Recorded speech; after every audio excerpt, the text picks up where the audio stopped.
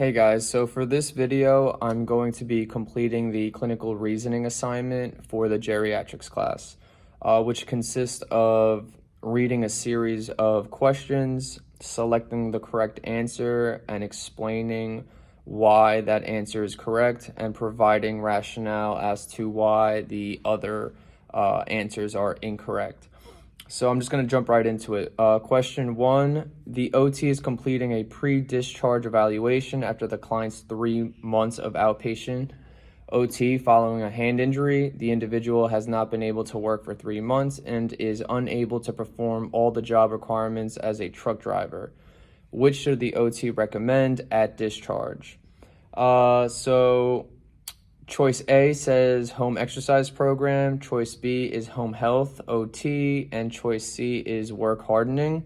The correct answer, in my opinion, is C, work hardening, because the client is currently able to perform the job test and has not been to work in about 3 months. A work hardening program will increase their functional performance in work-related tasks. It is not A, because a home exercise program would not be recommended, as its purpose is to maintain function at home. And it wouldn't be B, because home health occupational therapy is usually advised for clients who are constricted at home or homebound. And this client is currently receiving outpatient services, not home health. For question two, it says an OT is preparing to evaluate a toddler who has upper extremity orthopedic concerns and difficulty with self-feeding while at childcare. How will the OT most likely obtain initial assessment data? A, measurement tools that assess visual motor skills. B, a dynamometer and pinch meter readings. C, observation of the child during eating activities in the child care center. So I believe the correct answer is C, observing the child during eating activities in the child care center, because it's a natural environment, would be the most appropriate answer to obtain initial assessment data of the child's functional capabilities. It wouldn't be A, measurement tools that assess visual and motor skills, because the question is specifically asking or mentions upper extremity orthopedic concerns. And it wouldn't be B, dynamometer and pinch meter readings, because it's just not appropriate to run that assessment for an initial course of action, especially for what we're looking for specifically in this case. Question three reads, an OT working in a long-term care facility needs to evaluate the long-term care memory of a resident. Which is best for evaluating memory of personally experienced events? Parentheses, declarative memory. A, show the person a series of objects and ask them to recall the objects within 60 seconds. B, ask the individual how they spent the New Year's holiday. C, have the individual state the place, date, and time. D, ask the client to remember to bring a specific item to the next therapy session. So I believe the correct answer is B, asking the individual how they spent their New Year's holiday. I think it's the only option that relates to personal experience. And declarative memory is the ability to recall and recognize facts or events from personal past. And choices A, C, and D are not personal experiences. The next question, a person with a long history of Parkinson's disease is experiencing considerable fatigue during the day. The best way to enable the individual to maintain their level of function is to teach them how to A, work through the fatigue, B, perform desired activities in a simplified manner to conserve energy, C, employ pursed lip breathing, D, eliminate activities or reduce activity level as much as possible. So the correct answer, in my opinion, is B, performing desired activities in a simplified manner to conserve energy, to break down tasks and just to make them shorter in length and simpler. That will help promote energy conservation and essentially increase their independence. It wouldn't be A, working through fatigue is only going to increase the level of fatigue. Pursed lip breathing is usually for clients who have shortness of breath. and it's not really related to fatigue. And D, eliminate activities or reduce activity levels as much as possible decreases the client's independence. And as OTs, we want to increase occupational performance and functional independence. Next question. An individual with Guillain-Barré acute syndrome demonstrates poor to fair strength throughout the upper extremities. Okay. Which is the most appropriate approach for the OT to use when planning treatment for early stages? A, gentle non-resistive activities, B, progressive resistive activity exercises, and C, fine motor activities. So the correct answer, in my opinion, is A, gentle non-resistive activities, because they're in the early stages of the condition, and you can exacerbate from overexertion. So in the early stages of this condition, you wouldn't want the individual to engage in progressive like resistive activities or fine motor activities. So it wouldn't be B or C. Next question. Following radiation therapy for breast cancer, an individual develops lymphedema in the right dominant upper extremity.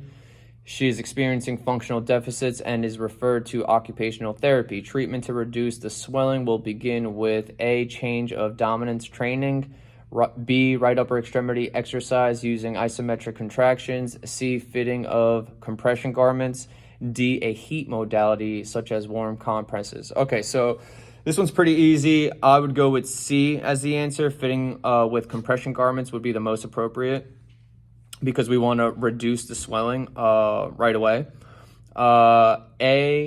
Change of dominance, hand dominance training wouldn't be appropriate, because we don't want to teach the client to compensate in an unnecessary circumstance.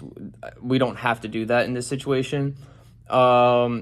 B, right upper extremity exercise using isometric contractions, although it could be appropriate and effective to reduce the swelling caused by the lymphedema. It wouldn't be the first action or step to take in this scenario. And as far as D, a heat modality such as warm compresses is a contraindication because heat increases blood flow. Therefore, it would increase the swelling. Next question. An OT is working with a woman with Alzheimer's disease who demonstrates mild to moderate decline. She lives with her husband who works during the day. The OT should initially focus intervention on which area? A, ability to chew and swallow, B, kitchen safety, C, anger management, D, recognition of family members. So again, she lives with her husband who works during the day, so alone.